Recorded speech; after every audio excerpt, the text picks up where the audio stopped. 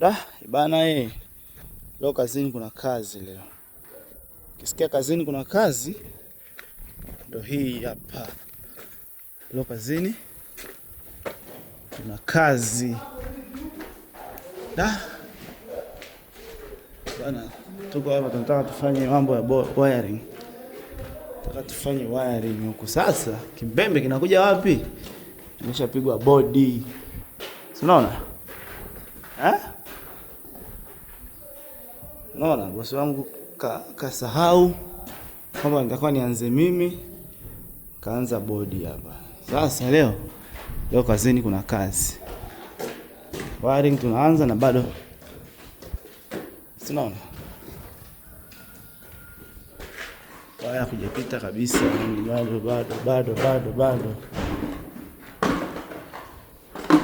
Ndo kama hizo hapo. Inabidi tuziassemble, tufanye plani, wiring ianze. Lakini sasa kimbembe ni hapo juu hapo. Hilo joto lake hapo ni hatari. Ila sio mbaya. Sio mbaya ndo kazi. Ushakuwa kazini, umeshafika kazini ndo kazi. Utakuwa pige kazi. Wewe acha kazi kisa kitu kama hicho. Tunakomaa tuishi kabisa na kitu kinaenda sawa. Ila ni changamoto mzee, hapa hatari sana. Kwanza usalama wa bodi wenyewe. Lakini kingine usalama wako wewe fundi na kutokuharibu kazi ya fundi mwingine. Kwa hiyo ndio hivyo bana. Shikaji zangu leo bana. Tuko maeneo huko fulani hivi wanaita Mpamaa. Tuko kwa ajili ya phase 2, kwa ajili ya kumfanyia mteja wetu phase 2 wiring installation. Mifumo yote imefanyika, hatua zote za mwanzo tulitindua.